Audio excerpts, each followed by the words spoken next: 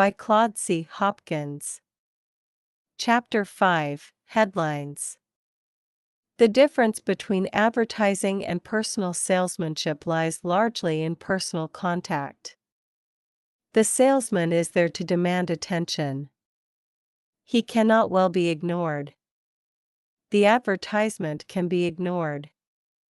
But the salesman wastes much of his time on prospects whom he never can hope to interest. He cannot pick them out. The advertisement is read only by interested people who, by their own volition, study what we have to say. The purpose of a headline is to pick out people you can interest. You wish to talk to someone in a crowd. So the first thing you say is, "Hey there, Bill Jones," to get the right person's attention. So it isn't an advertisement.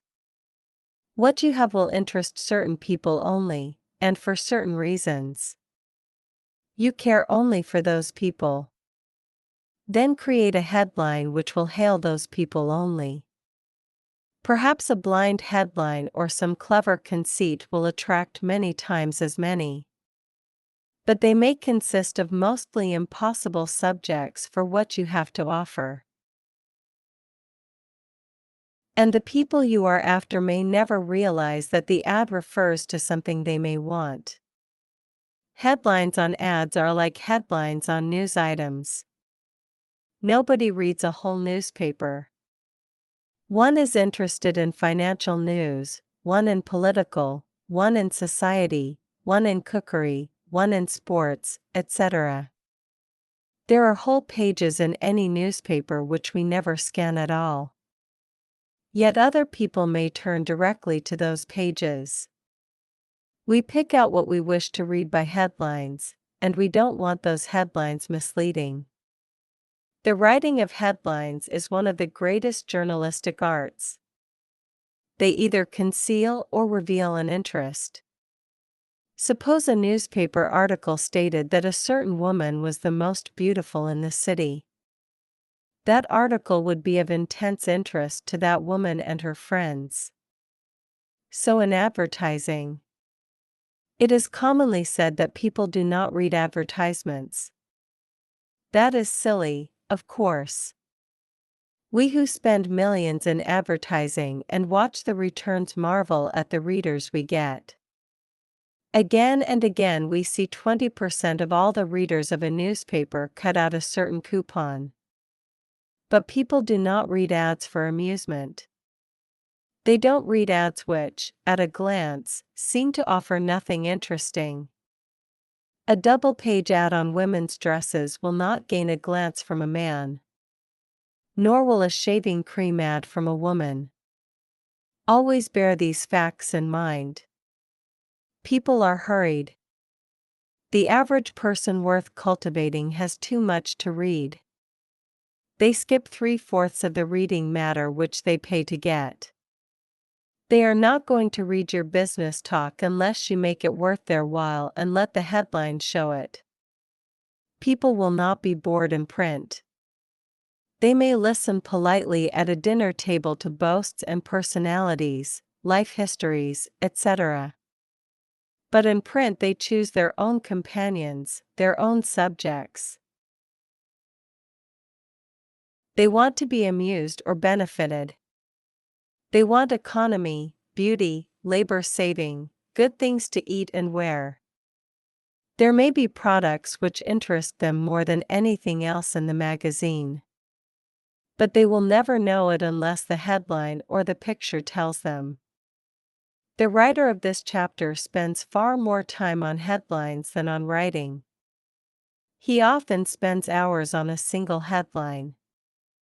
Often scores of headlines are discarded before the right one is selected. For the entire return from an ad depends on attracting the right sort of readers.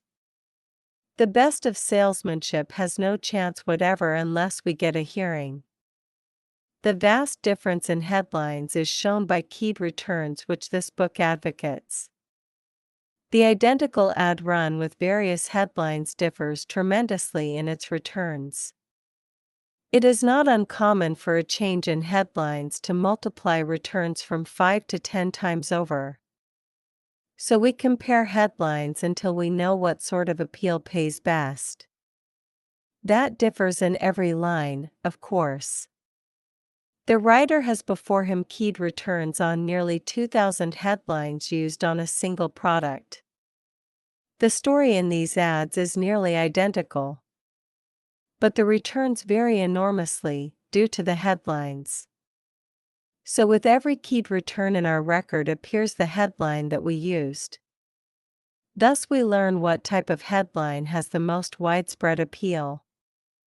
The product has many uses. It fosters beauty. It prevents disease. It aids daintiness and cleanliness. We learn to exactness which quality most of our readers seek. This does not mean we neglect the others. One sort of appeal may bring half the returns of another, yet be important enough to be profitable.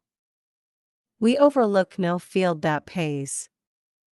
But we know what proportion of our ads should, in the headline, attract any certain class.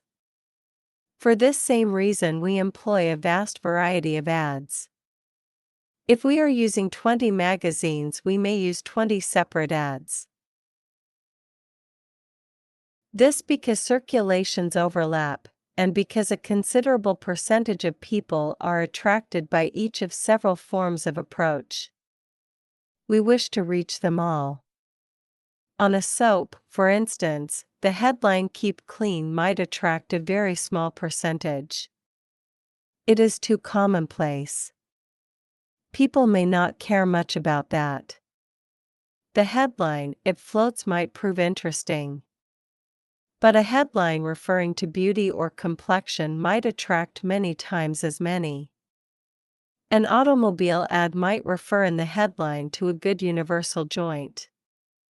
It might fall flat, because so few buyers think of universal joints. The same ad with a headline, "The sportiest of sport bodies," might outpull the other 50 to 1. This is enough to suggest the importance of headlines. Anyone who keys ads will be amazed at the difference. The appeals we like best will rarely prove best, because we do not know enough people to average up their desires. So we learn on each line by experiment. But back of all lie fixed principles. You are presenting an ad to millions. Among them is a percentage, small or large, whom you hope to interest. Go after that percentage and try to strike the chord that responds. If you are advertising corsets, men and children don't interest you. If you are advertising cigars, you have no use for non-smokers. Razors won't attract women, rouge will not interest men. Don't think that those millions will read your ads to find out if your product interests. They will decide at a glance, by your headline or your pictures. Address the people you seek, and them only.